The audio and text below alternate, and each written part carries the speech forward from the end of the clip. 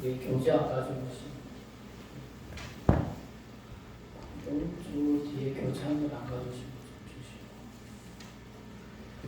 네, 그리고 저번에 책을 한 가지 안 받아가신 분이 계셔가지고 책을 먼저 전달하고 수업을 진행하도록 하겠습니다.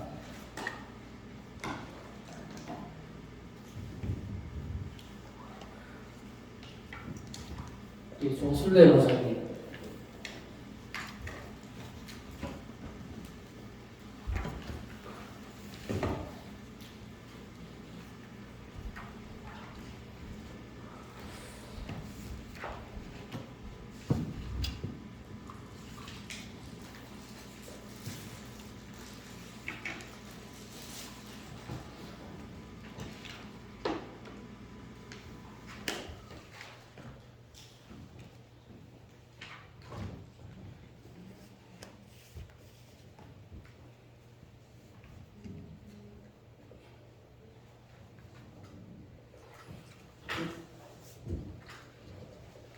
큰 박수 한번.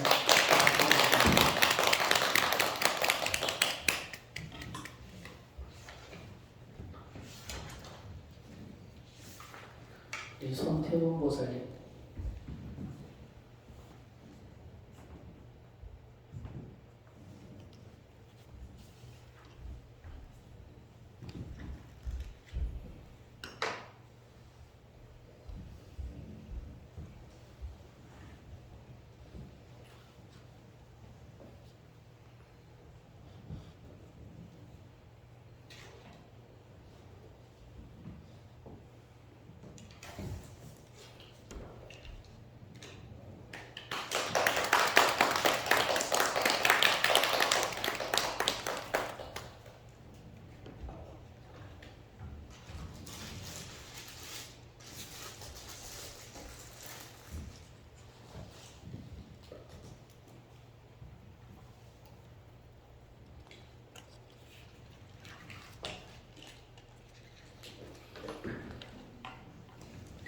네, 반갑습니다.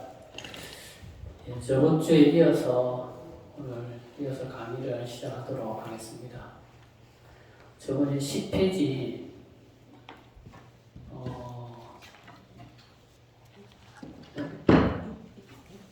6페이지예요.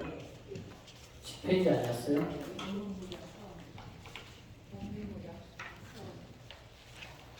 중생부에서 온다. 아니에요?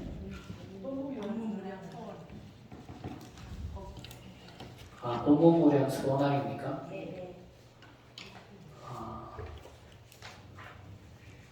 그럼 프린트로 받으신 분은 11페이지 펴시면 되겠고요. 이게 이제 컴퓨터에 들어가고 프린터하고 책이 좀 페이지 수가 좀 다르네요. 네. 자, 공공무량 서원학에 대해서 함께 공부하도록 하겠습니다. 자, 질문. 부처님의 법문이 84,000가지라고 하는데 어느 세월에 84,000의 법문을 배우는 것인가? 그러니까 부처님 법문이 우리가 84,000가지라고 하는데 그 84,000가지를 어느 세월에 우리가 다 배울 수 있겠느냐? 이런 의문이 충분히 들 수가 있겠죠, 그죠? 그런 의미에서 이제 질문을 한 겁니다. 다음. 부처님께서 설하신 화엄경에 하나가 곧 일체이다라는 말이 있다. 그 하나가 곧 일체라고 하는 말은 우리가 영단에 법성계를 했지 않습니까? 그죠? 영단의 법성계 보면 일중일체 다중이, 일증일체 다중이. 그 말이 뭔 말이냐? 일중일체 다중이.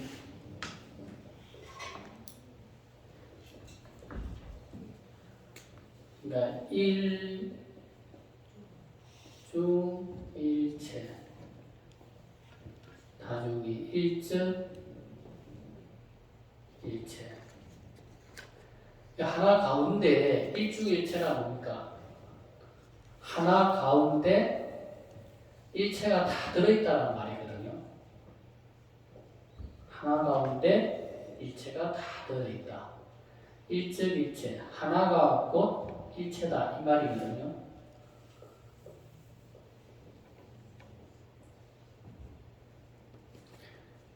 일중일체 다적일, 다중일 그죠? 이거는 다적일.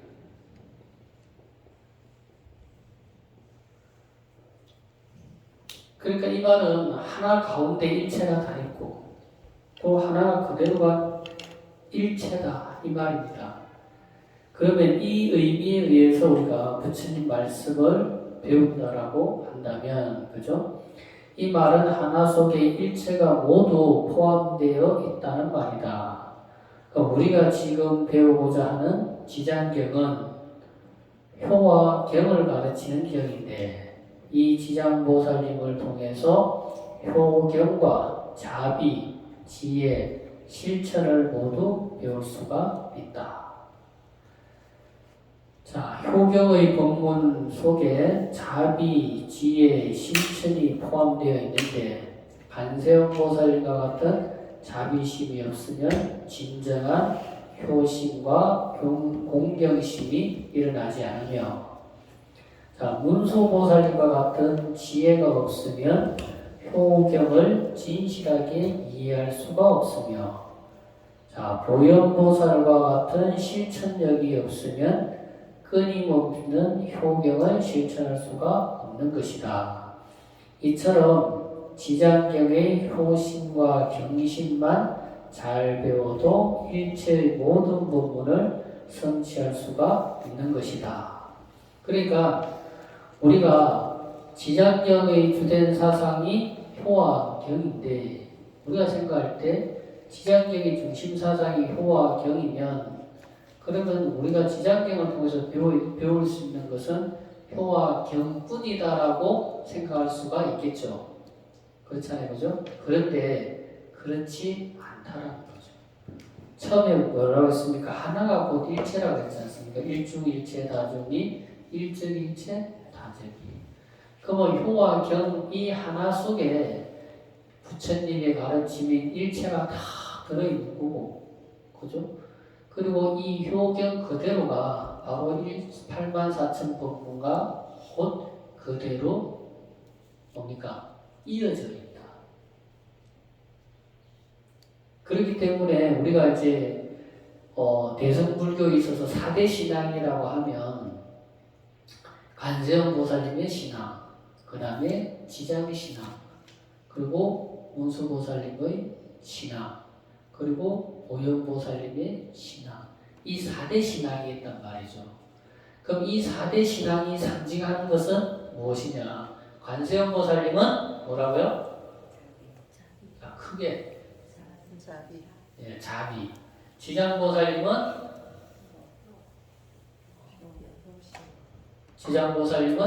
자, 관세음 보살님은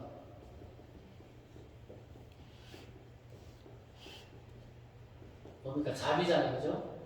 자비의 상징이지 않습니까? 지장보살님은 뭐예요? 원력. 그 원력 속에 지장보살님이 원력을 실천한 방법으로 선택한 게 효와 경이라는 거지. 그리고 문수보살이 뭡니까? 문수보살이 뭘 상징합니까? 지혜. 그리고 보현보살님은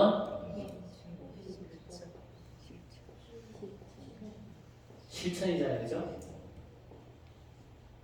자, 우리가 오늘 공부하는 이 지장보살님을 공부를 하는데 이 지장보살님의 원력인 근본 사상인 효와 경이라는 것만 하나만 잘 배워도 지장관세음보살님의 자비도 우리가 알 수 있고 문수보살님의 지혜도 우리가 알 수 있고 보현보살님의 실천도 배울 수가 있다는 거예요. 그러니까 이거 하나를 통해서 다 모든 불교를 다 배울 수 있다는 거죠. 우리가 관세음보살님의 자비나 지장보살님이 원력이나 문수보살님이 상징인 지혜나 고현보살님 실천은 뭐예요? 이게 다 어디로 이어지는 거예요? 부처님으로 이어지는 거예요.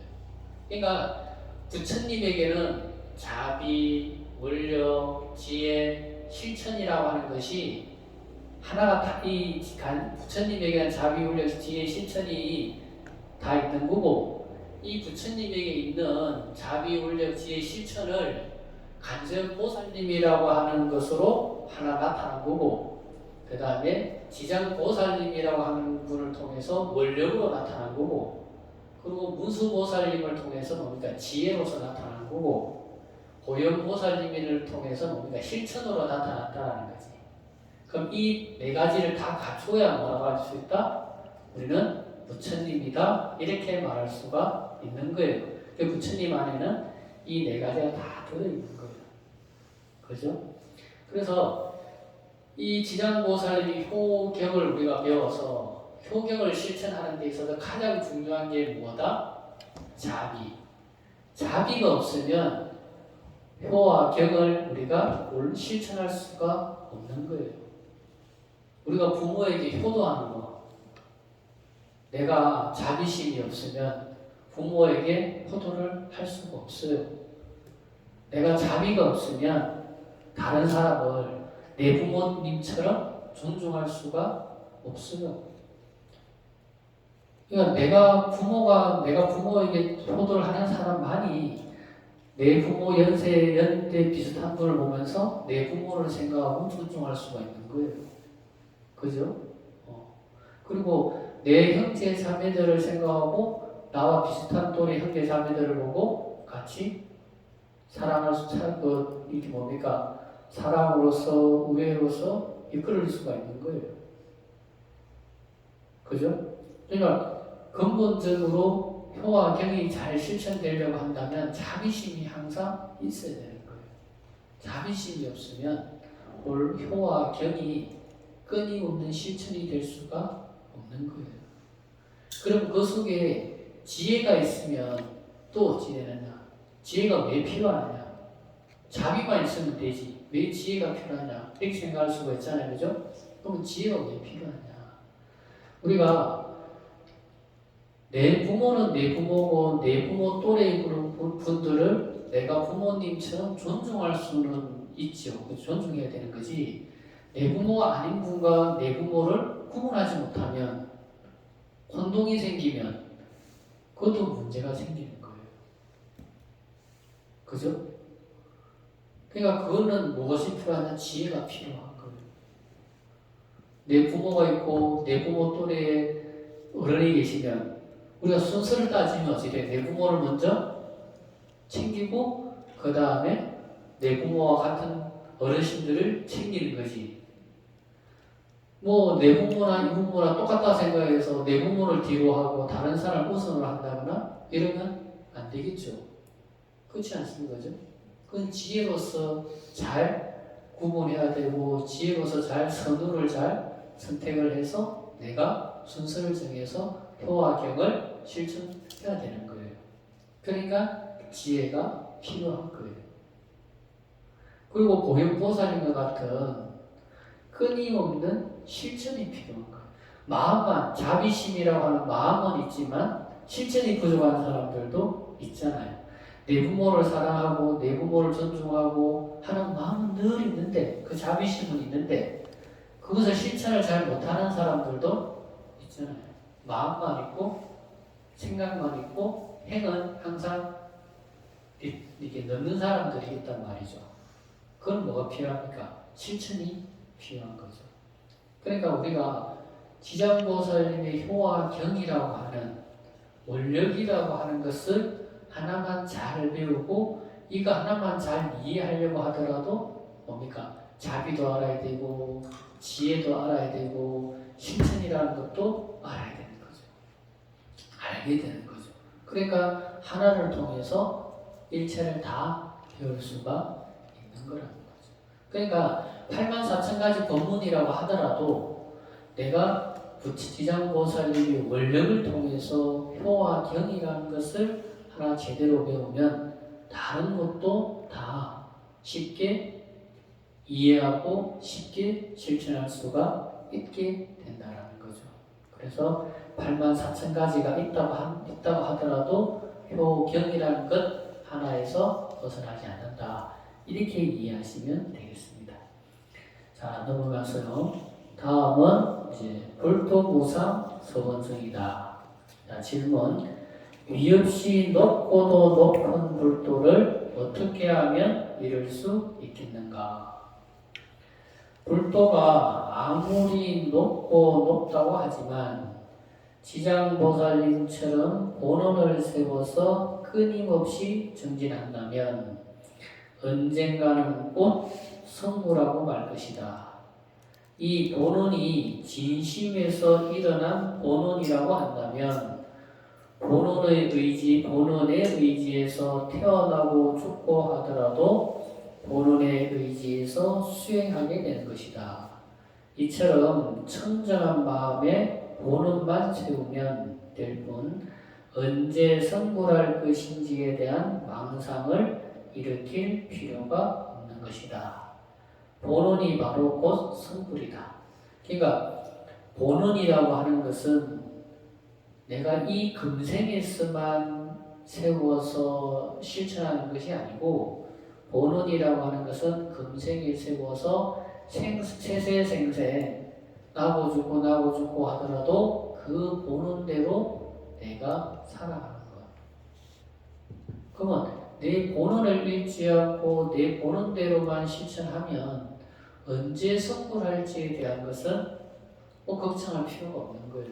언젠가는 성불하게 되기 때문에. 그래서 본원이 바로 성불이라고 하는 것은 본원을 잘 세워서 그 본원을 잊지 않고 내가 살아갈 수 있느냐 없느냐가 그게 가장 중요한 거다.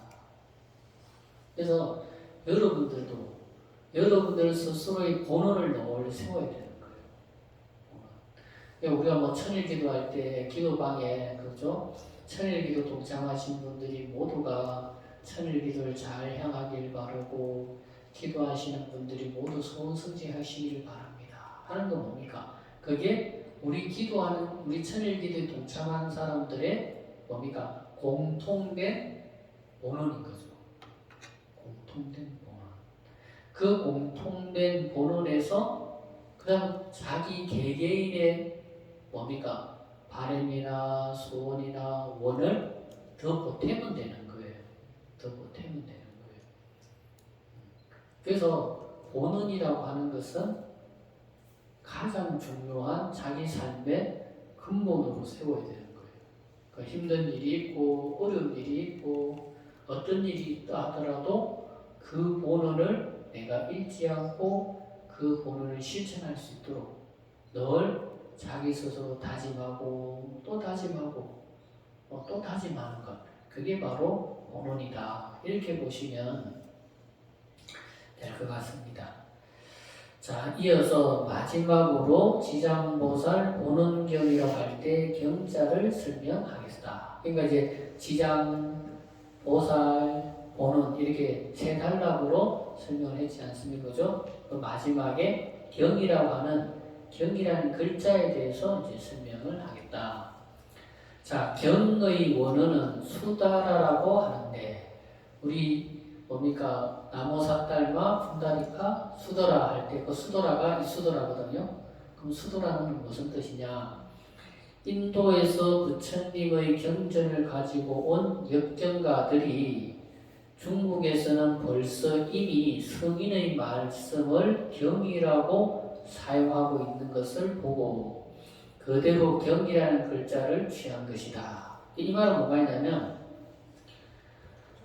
수많은 삼장법사들이 우리가 뭐 손오공에 보면 삼장법사 나온다 아닙니까? 그죠? 그 삼장법사들이 인도에서 수많은 부처님이 경전을 가지고 온 삼장법사들이 있는데 그 삼장법사들이 부처님의 말씀을 다 번역해놓고 경전에 이름을 붙여야 될 거 아닙니까? 그죠? 경전에 이름을 붙이는데 우리 지장경처럼 지장경을 번역해놓고 지장경에 이름을 붙이는데 지장보살 본원 수다라. 원래 이렇게 이름을 붙일 생각이었는데 중국에 보니까 벌써 중국에서는 성인의 말씀을 경이라고 해서 사용을 하고 있더라는 거예요. 그게 뭡니까? 사서삼경이라는 말이 있잖아요, 중국에. 사서삼경이라는 말로 해서 벌써 성인의 말씀을 경이라고 해서 사용하고 있더라는 거지. 그래서 굳이 지장보살보는 수다라 이렇게 이름을 쓰면 그러면 또 수다라라고 하는 이름이 어떤 의미인지 다시 또 설명해 줘야 되고 설명을 더 붙여야 되는데 지장보살 보는 경이라고 하는 그 경이라는 글자를 탁 붙이면 어찌 됩니까? 중국 사람들이 이거는 성인의 말씀이라는 뜻이구나 이렇게 탁 보면 책 제목만 딱 봐도 쉽게 이해할 수가 있잖아요. 그죠? 그러니까 수다라는 말을 대체할 수 있는 말이 중국에 없었으면 그냥 수다라라는 말을 사용을 했을 텐데 수다라라고 하는 말을 대체할 수 있는 글자가 벌써 중국에 있더라는 거죠. 그래서 굳이 수다라는 말을 쓰기보다는 중국에 있는 말을 쓰는 게 그 사람들한테 이해시키기가 빠르기 때문에 그와 같이 했다는 겁니다. 그래서 그냥 지장보살 보는경이라고 하는 경자를 붙이면 따로 성인의 말씀을 경전이라고 한다는 설명을 하지 않더라도 알기 때문이고 또 설명하기 쉽기 때문에 그와 같이 했다는 겁니다. 자, 원어의 수다라에는 5가지의 의미가 담겨 있다. 수다라라고 하면 그 수다라에는 몇 가지 의미가 있다? 5가지의 의미가 담겨 있다는 거죠. 그러니까 이게 경이라고 하니까 뭡니까? 쉽게 그 시대의 사람들에게 이해시키기는 쉬운데 무슨 문제가 생겼다? 수다라라고 하는 말에 5가지의 본래 의미가 다 사라지게 되었다는 게 조금 맹점이 되는 거죠. 그렇잖아요, 그죠? 그 당시의 사람들에게 이해시키기 쉬웠지만 수다라라고 했을 때 수다라에는 5가지 의미를 다 살리지는 못한 거죠. 그럼 이제 수다라라고 했을 때 그 수다라에 5가지 의미가 있다고 했으니까 그 5가지 의미가 어떤 의미가 있는지 한번 보도록 하겠습니다. 첫 번째, 용천. 용천이란 샘에서 끊임없이 물이 샘솟듯이 경전을 읽으면 읽을수록 경전의 의미가 새롭게 다가온다는 의미를 가지고 있다. 경에는 용천의 뜻이 가지고 있다. 용천이라는 것은 우리가 샘물이 보면 밑에서 땅에 솟아오르는 샘물 보면 퍼내도 또 퍼내도 끊임없이 퍼내도 그 물이 뭡니까? 항상 차잖아요. 그죠? 그렇듯이 경전 속에는 우리가 한 번 읽었을 한 번 읽고 2번 읽고 10번 읽고 20번 읽고 100번 읽으면 우리는 어떻게 생각합니까? 너무 익숙해지면 놓치는 게 많이 생기거든요. 근데 부처님 말씀의 경전은 사실은 1000번, 100번, 10,000번을 읽어도 읽으면 읽을수록 계속 그 속에서 새로운 의미가, 새로운 뜻이 계속 샘솟는다는 거예요. 그만큼 생명력이 강하다는 거죠. 부처님 말씀이. 두 번째, 출생이 경전을 읽고 배우면 우리의 마음이 청정해지고 순화되면서 그 속에서 선법이 자라난다는 뜻이다. 그러니까 출생에는 부처님 말씀을 읽고 또 읽으면 그 속에서 뭐가 자라난다? 선법이 자라난다. 출생이라는 것은 뭔가 우리가 어머니가 애를 놓는 것도 출생이잖아요. 그죠? 우리 출산이라고 하죠.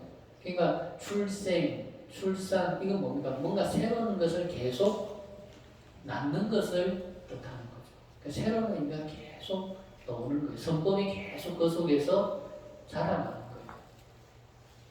그리고 세 번째, 성목이니.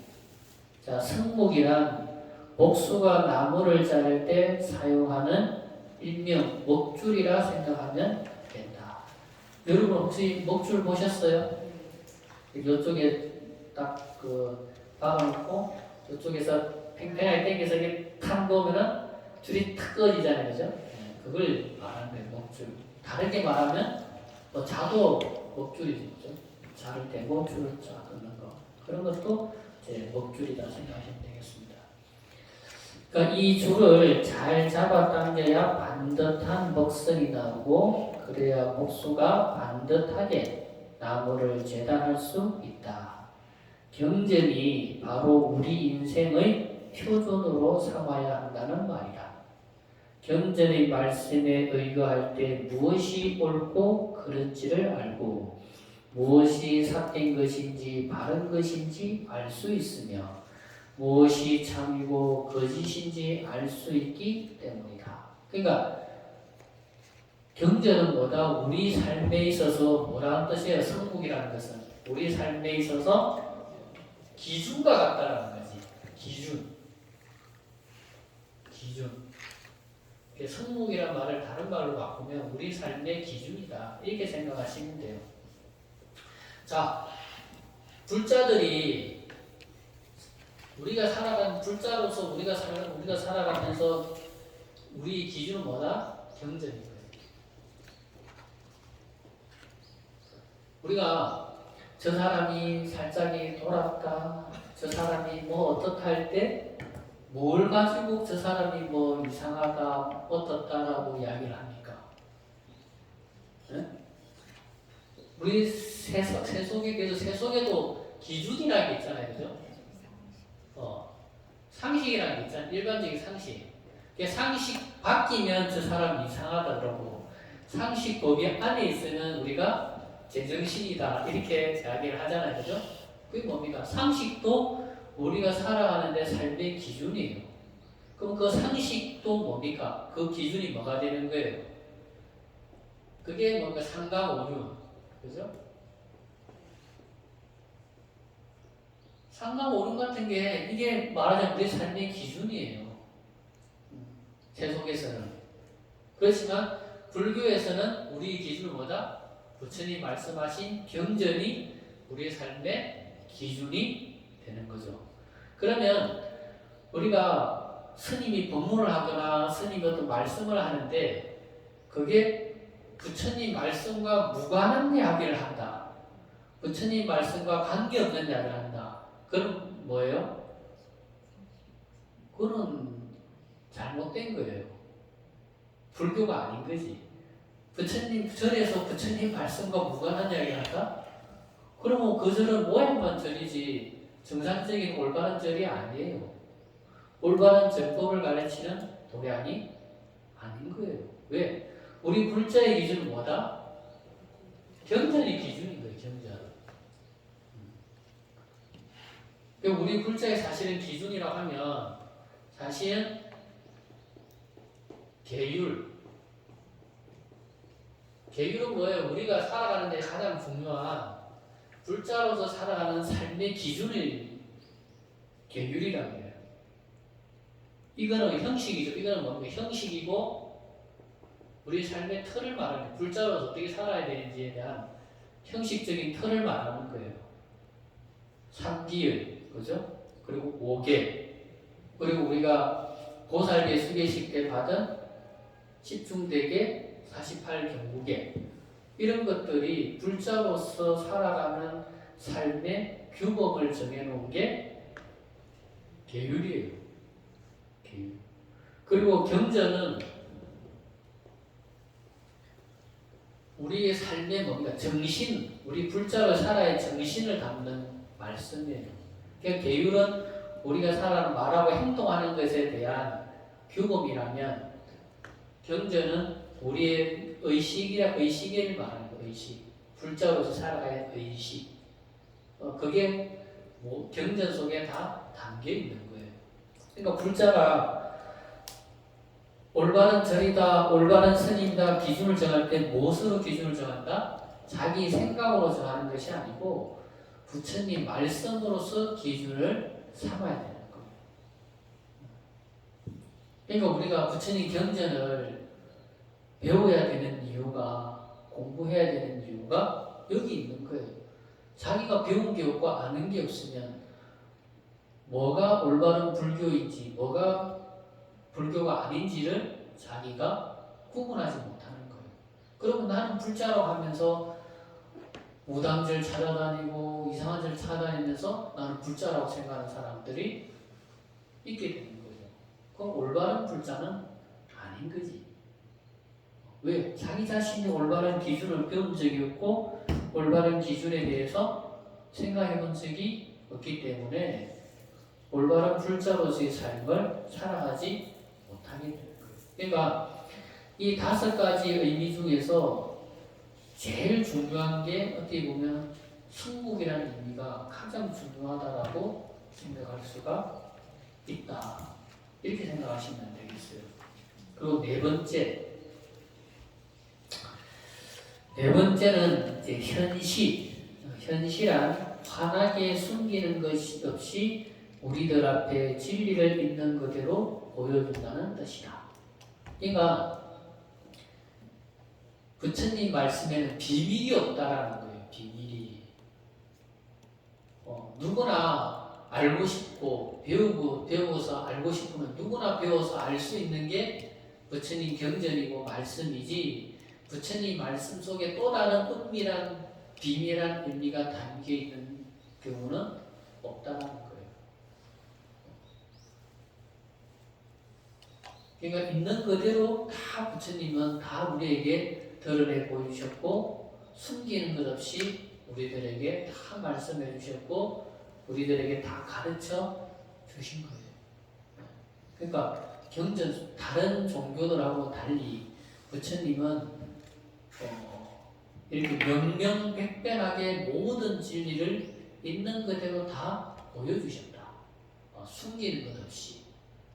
그래서 내가 배우고자 하고 알고자 하면 누구나 다 배워서 알 수 있도록 부처님께서 우리들에게 말씀해 주셨다. 이렇게 보시면 되겠습니다. 5번째, 결말. 결말이란 바로 이 지장경의 효경의 본문이 모든 진리의 본문을 관통하고 있다는 뜻이다. 그러니까 이 지장경을 이해하는 데 있어서 효와 경이라고 하는 것을 이해하지 못하고 지장경을 보게 되면은 지장경을 알맹이 없는 지장경을 배우게 된다는 거죠. 근데 아마 대다수의 스님들이나 대다수의 불자들도 이 지장경의 주된 사상이 뭔지를 모르고 지장경을 기도하는 사람들이 많을 거예요. 지장경의 핵심이 뭔지를 모르고 읽는 사람들도 많을 거예요. 그러면 이 중심되는 사상을 이해하지 못하면서 지장경을 읽고 배운다? 그럼 그 사람은 올바른 기본 중요한 것을 놓치고 배우게 되는 거예요. 그러니까 관통하는 사상이 있다는 거죠. 우리가 법화경을 공부하면서 법화경을 처음과 끝까지 관통하는 게 뭡니까? 우리는 불도 수행을 하는 부처님의 아들이자 딸이라고 하는 일체 중생이 다 승불한다라고 하는 가르침, 그 하나가 법화경을 처음부터 끝까지 관통하는 가르침이 바로 그 하나거든요. 그렇듯이 지장경도 마찬가지예요. 내 부모에게 효도하는 것, 그리고 일체 모든 중생들이 나와 다 인연 없는 중생이 없다는 것을 알고 다 상대방을 존중하고 공경하는 것. 근데 그러니까 그 효와 경 중에 효가 먼저 우선이라는 거지, 효가. 그러니까 그 효라고 할 때 효는 내 부모에게 효도하는 것만 가지고 이야기하는 것이 아니라 내 부모, 형제 다 포함이 되는 거예요. 내 부모에게는 효도하고 내 형제들에게 우애를 베푸고 내 밑에 사람들에게 내 자녀에게 사랑을 베푸는 것, 그런 것이 다 포함을 해서 효라고 이야기를 하는 거예요. 그러면 삼강오륜을 줄이면 뭐다? 효다. 그 효라는 글자를 풀이하면 삼강오륜이 되는 거죠. 그죠? 그래서 이 효가 근본이 돼 있어야 내 부모님 또래 되는 분을 내 부모님처럼 존중할 수 있는 거고, 내 언니 좀 또래 되는 언니가 있으면 내 언니처럼 내가 존중할 수 있는 거고, 그리고 내 딸 또래가 있으면 내 딸의 애들처럼 사람으로 베풀어 줄 수가 있는 거예요. 그러니까 효라는 것이 근본이 돼야 그 다음 다른 사람에 대한 공경과 존중이 오는 거다. 그래서 이 효와 경이라는 것이 지장경의 근본이고 핵심이다. 이렇게 보시면 되겠습니다. 그래서 이 수다라에 5가지가 있다는 거 잘 기억을 하시면 다른 경전을 공부할 때도 이것은 다 통용되는 거예요. 이 의미 5가지는 꼭 지장경에만 통용되는 것이 아니고 법화경에도 마찬가지고 모든 경이라는 글자가 붙은 경전에는 다 똑같이 통용되는 것이다. 이렇게 생각하시면 되겠습니다. 자, 1-3 이제 경전을 번역한 역경자의 이름을 설명하다. 자, 당영 이게 뭡니까? 당나라는 것이라는 거예요. 중국에 뭡니까? 수나라 다음에 당나라가 있었잖아요, 그죠? 당나라 때 우정국이라는 건 뭐다? 이것도 나라 이름을 말하는 거예요. 우정국. 그리고 삼장이라는 것은 경과 율과 논에 다 정통한 사람을 삼장이다. 그런 거예요. 자, 사문은 이제 출가한 스님을 사문이다. 이렇게 하는 거고, 자, 실차난타는 그 스님의 이름이 실차난타라고 한다. 여기라고 하는 것은 이분이 경전을 번역했다라는 뜻을 가지고 있습니다. 근데 이 우정국이라는 나라가 이제 이 실차난타 스님이 번역한 경전 중에 대표적인 경전이 뭐냐? 화엄경. 이분이 경전을 번역한 것 중에 대표적인 경전이 화엄경이 있는데, 그 화엄경이 이제 60권으로 된 것은 60화엄경이라고 그러고 80권으로 된 건 이제 80화엄경이라고 하는데, 이분은 이제 80권으로 된 화엄경을 번역하셨어요. 그래서 이분의 대표적인 번역이 이제 화엄경이 대표적이고, 그리고 이제 지장경이 또 있는 거죠. 이 우정국이라는 나라에서도 실제로 저 위에 사형스님하고 가봤는데, 이 나라가 옛날에는 좋은 옥이 많이 나왔대요. 이 나라에서. 옛날에. 네. 자, 한번 밑에 내용을 보도록 하겠습니다. 자, 위의 내용은 이 지장경을 번역하신 분의 이름이다. 불경 번역의 역사에 있어서 번역인은 무척이나 중요해서 번역자가 없는 경전은 위경이 된다. 누가 경전을 번역한다라고 이름이 없는 경전은 그것은 위경이라는 거죠. 위경. 진짜 부처님 경전이 아니다. 이렇게 보는 거죠. 자, 위의 내용을 풀이할 것 같으면 당이란 중국 당나라를 지칭하는데, 당이란 한 글자를 통해서 언제 경전이 중국으로 왔는지를 알 수가 있다. 그리고 부처님의 경전을 인도에서 가지고 왔다 하더라도 한 개인이 사사로이 번역을 할 수가 없었다.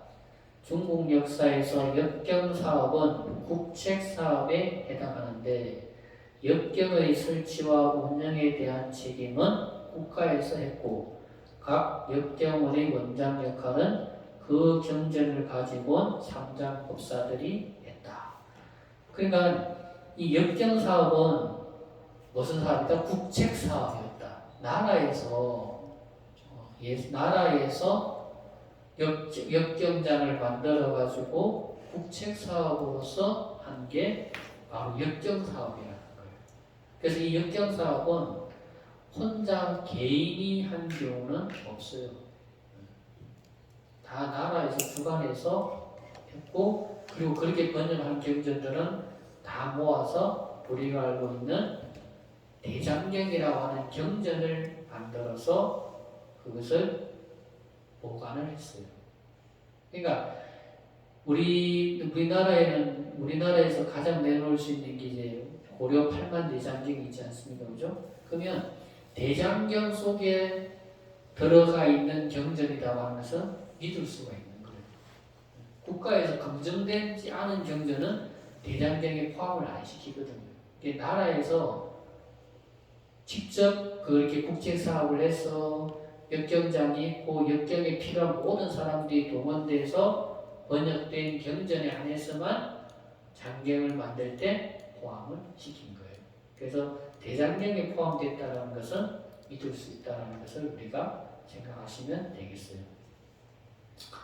자, 우정국이란 삼장법사의 출생지를 표기한 것인데, 우정국은 지금으로 보면 신강 위구르 지역으로 예전에는 불법이 융성했던 곳이며, 또 우리나라 동양상국에서 가장 최고로 치는 80권본 대방광불 화엄경을 가지고 온 곳이기도 하다. 자, 이제 그다음 3장. 3장이란 부처님께서 남겨놓으신 불법에 정통하다는 뜻으로 삼장법사라 한다. 따라서 경율론에 3장에 능통하지 못하면 경전을 번역할 수가 없다. 자, 왜냐하면 정통한 사람만이 번역할 수 있지 정통하지 못한 사람이 번역을 하게 되면 오역이 생기기 때문이다. 부처님의 말씀에 오역이 생긴다면 이것은 심각한 문제에 해당한다. 오역된 경전을 보고 우리들이 공부를 한다고 생각해보자. 아마도 이 오역된 경전을 보고 공부한다면 평생을 공부한다고 하더라도 공부를 성취하지 못할 것이기 때문이다. 그래서 이 역경에는 가장 중요한 게 이제 아까 말한 것처럼 삼장법사. 삼장법사가 이렇게 이제 인도 산스크리트 원어로 이렇게 이야기를 하면 그 밑에 4명의 이제 역경위원이 중요한 4명의 역경위원이 있어가지고 한 명이 산스크리트로 이제 삼장법사 이야기를 하면 한 명이 그것을 한문으로 옮겨 쓴대요. 그러니까 바로 들으면서 바로 번역을 하는 거죠. 그럼 이제 두 번째는 그렇게 된 거를 또 한 사람이 정확하게 한문으로 잘 번역이 됐는가를 다시 정의하는 거예요. 그리고 또 그걸 하고 나면은 다 그 다음 정의가 되고 나면 또 말이 매끄럽게 만드는 또 윤문 역할도 하고 이런 과정들을 많은 단계의 과정들을 수많은 사람들이 거쳐서 그것을 번역을 하게 되는 거예요. 그렇기 때문에 이 번역이라고 하는 어떤 과정이 그냥 대충 되는 것이 아니고 많은 과정을 거치고 많은 검증을 통해서 번역이 된다는 거죠. 그렇기 때문에 역경장에서 번역을 할 수밖에 없는 이유가 많은 사람들이 필요한 거예요. 그만큼 이제 경비도 많이 드는 거죠. 그러니까 국책 사업으로밖에 할 수가 없어요. 그래서 그렇게 그 경전을 번역하는 이유가 이거 오역을 없애기 위해서 부처님 말씀을 정확하게 번역하기 위해서 이렇게 역경장을 설치해서 번역을 했다는 거예요. 그렇기 때문에 우리가 보고 있는 모든 경전들이 이런 많은 과정을 많은 시간을 들여서 번역이 됐다는 겁니다. 그래서 다른 경전들하고 비교했을 때 오역도 없고 정확한 경전이 나왔다는 거죠. 자, 사문이란 바로 불문을 의지해서 출가 수행하는 비구를 지칭한다. 그러니까 사문 이렇게 하면 출가하는 스님을 지칭해서 사문이다 이렇게 한다는 거죠. 자, 실차난타란 이제 역경가 이름이죠. 실차난타란 바로 우리가 배울 지장보살 보능경을 번역하신 분의 이름이다.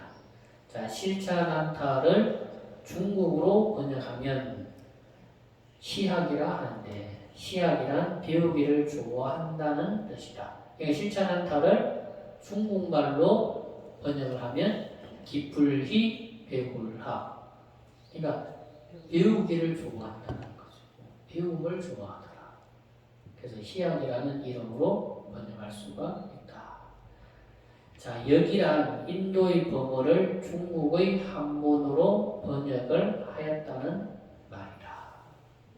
자, 여기에서 생각해 볼 것은 왜 지장보살 본경 앞에 번역자의 신상정보인 당우정목 사문 실차나타 역이라는 문구를 경전 제일 첫머리에 두었냐 하는 것이다.